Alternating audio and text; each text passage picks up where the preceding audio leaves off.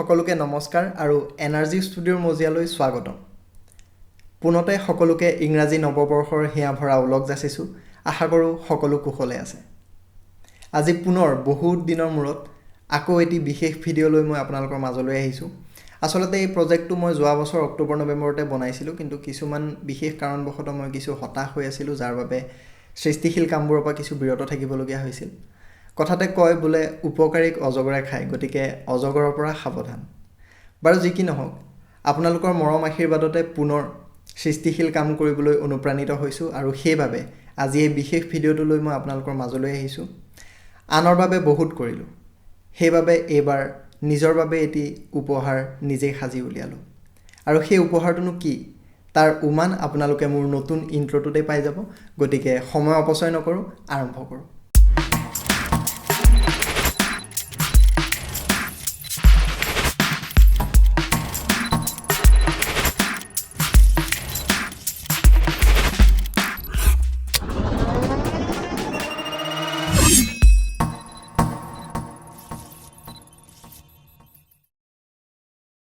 এই যে জাবৰ যেন লগা বস্তুখিনি, এই বস্তুখিনি চিজিলকৈ সজাই ৰাখিবলৈ মোক এইখিনিতে এখন টেবুল লাগে, আৰু এই টেবুলখন মই বনাম প্লাইবৰ্ডেদি।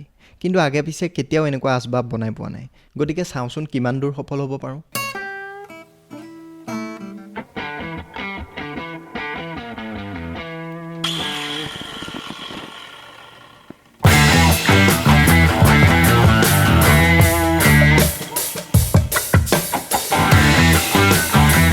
যিহেতু মই ভাড়াঘৰত থাকোঁ, গতিকে টেবুলখন ফল্ডিং হ'লে যাতায়াতত সুবিধা হ'ব। এই ঘনচিৰিকাজাক সদায় মোৰ পৰা চাউল খাবলৈ আহে।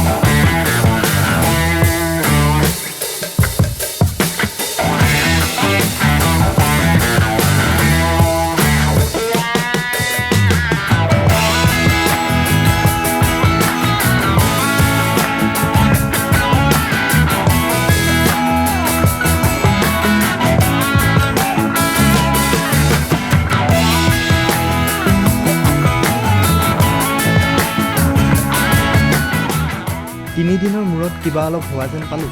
পিছে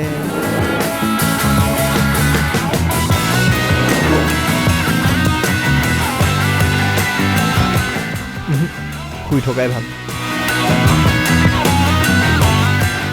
শুব বাৰু নোৱাৰিলোঁ, কিন্তু মই মোৰ প্ৰশ্নৰ উত্তৰ পাই গ'লোঁ।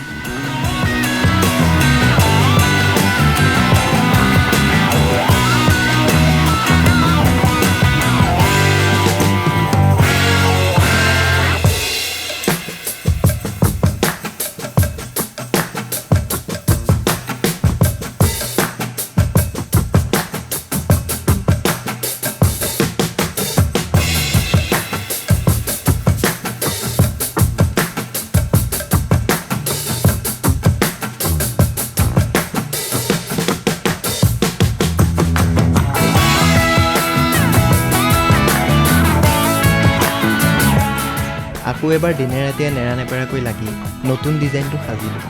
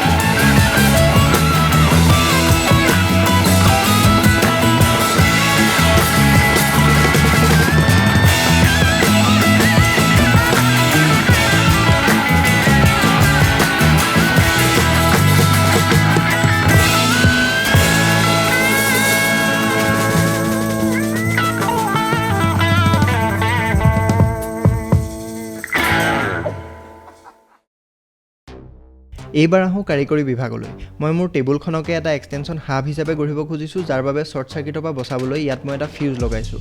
আৰু এই ছুইচটো মই এটা পুৰণা ষ্টেবিলাইজাৰৰ পৰা উলিয়াই লৈছোঁ, যিটো মোৰ টেবুলখনৰ মেইন পাৱাৰ ছুইচ হ'ব।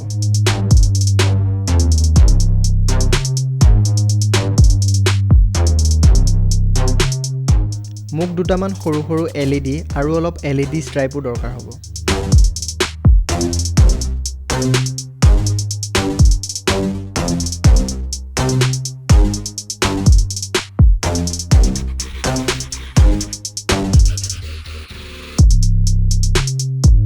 যিকোনো বস্তুৰ পৰা তাঁৰ এডাল ওলমি থাকিলে মই খুব বেয়া পাওঁ। সেইবাবে ইয়াত মই এডাল ডিটাচেবল পাৱাৰ কেবল লগাম।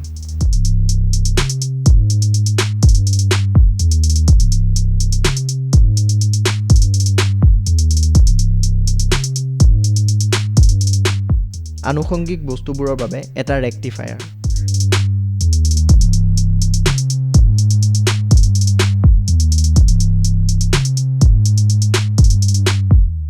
এইটো এটা পুৰণা ড্ৰয়াৰৰ চাবি, যাৰ পিছফালটো ভাঁজ কৰিব পাৰি।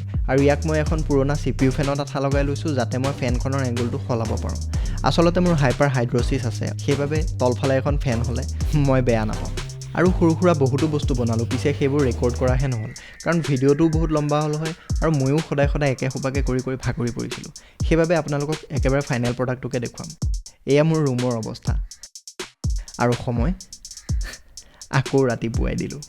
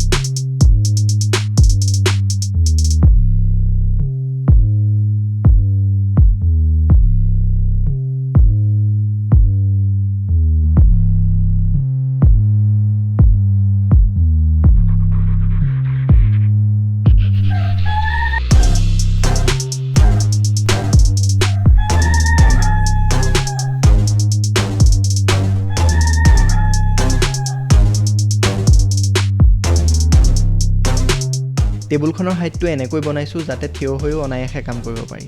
হাইট এডজাষ্টেবল ডেস্ক বহুত দেখিছোঁ, যিটো বনাবলৈ গ'লে বহুত খৰচ পৰিব, কিন্তু মই ভাবোঁ মোক তাৰ প্ৰয়োজন নাই যেতিয়ালৈকে মই চকীখনৰ হাইটটো এডজাষ্ট কৰিব পাৰোঁ।